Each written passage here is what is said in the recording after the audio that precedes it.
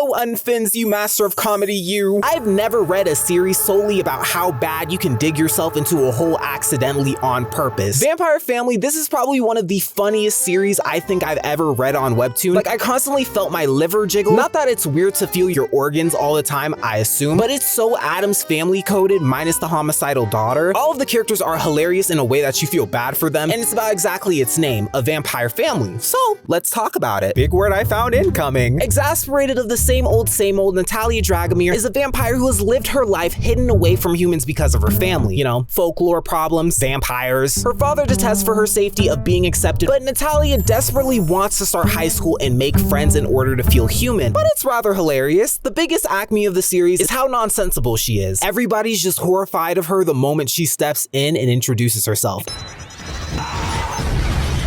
It's not helping the fact every facial expression she has is quintessentially the polar opposite to how she feels. Let's make precious memories together. Is that a threat? She could be saying, oh, I like smiley faces but look like she's about to rip your limbs off. Like, I love her over-exaggerated reactions and playing on her sensibility. After this, she assumes everyone will want to talk to her, but everyone just stares at her in fear. Even the teacher is horrified. The teacher points her back to her seat and she realizes people may have gotten the wrong idea and she could clean up her intentions. Not that they would let her get close to them. Her neighboring seatmate is not as fearful as everybody else and he is going to be her very first friend, she declares. This opposite someone who is liked by everybody in the classroom, Evangelo Dante, is an up-and-coming vampire hunter. But in order to become a vampire hunter in his family, he would actually need to Buffy slay a vampire, and he feels like he's the only one who hasn't done it and has been wasting his time in school. But look and see, Natalia. To even confirm she's a vampire, he takes a picture of her. I'm a little shocked she didn't see the phone, but now he's actually terrified. As soon as the class ends, the teacher just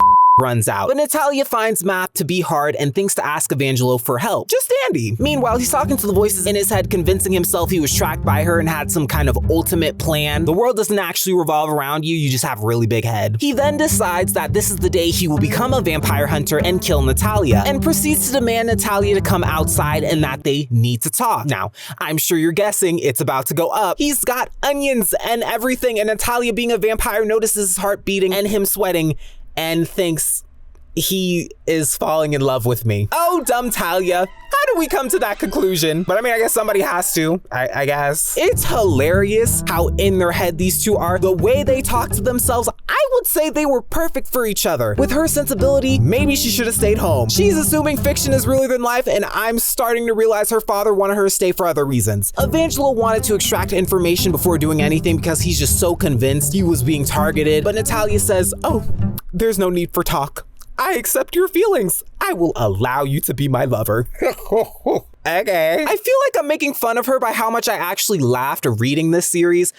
Actually, I don't care. He's literally just going on with it at this point. Like, he's so speechless from how she got to that conclusion. Like, she thinks she's in Twilight, like literally, like she was reading it and was so convinced he's just harboring such deep feelings. Like, they're eating lunch later and she wants to feed him because he's acting off and he just eats it. They're even holding hands down a hallway, but he slithers away, hysterically convincing himself that he's just being toyed with because he isn't seen as some kind of threat. I'm just so glad he's just calm and not embarrassing himself. He comes out specifically saying, I challenge you to a duel. Hold on, let me try that again. Music, please. I challenge you to a duel. Let's settle this the old-fashioned way. She thinks he's going in for a hug after this like weird attempt to attack her and just accidentally like palms him. He does a triple flip and lands spine first down a flight of stairs. I was thinking, well, he's either dead or paralyzed. Who's next? But unfortunately, he's still alive. Natalia brings him back to her home. Side note, like, all right, after a certain point, I feel like you should probably feel like a certain kind of empathy for Natalia because she's a character that's just so desperate to understand how to be normal and fit in, and everyone just like kind of just pushes her away, and the only person that she's actually gotten close to wants to kill her, and I don't really have a point. I just think that's crazy. He wakes up recovered and scared, and Natalia confesses she's a vampire rather quickly because of how he got hurt and brought him to her home, and that everything's gonna be just a-okay. Everybody being fucking mortified for their life just simply means something else to this family, it seems. No reaction time, just you'll be okay. But then her mother and father and sister appear. The family is just hilarious. The father just trying to look out for her. Her mother who supports her but is just so completely unaware. I can see where she gets it from. Doesn't even know what a boyfriend is, but somehow just has a husband. However that works. I guess. And the daughter who's just there collecting dust for all we care. The father welcomes him with open arms and threats, saying you will have to get used to them being vampires, acknowledging his wishes to be romantically involved with his daughter. Oh, how screwed he is. When looking at the family, it's like my mind immediately thought about how Adam's family S-coded this is. Like the mom who's obviously really in control, the husband is just at her beck and call with the edgy daughter, except Natalia is just like completely socially unaware and maybe not like homicidal. Turns out Natalia almost did kill him, but the father said they only help family, to which she explains, well, they are together, so he is technically family. But later on, when Evangela's all better, he asked, well, why did you want us to be a couple in the first place? And she said she could sense he liked her, and he finally realizes that she didn't know he was a vampire hunter and wasn't playing him for a loop. And I don't know, I guess we're all just gonna skip over the fact that, you know, he threatened to kill you and attempted. You know, anybody want to acknowledge it?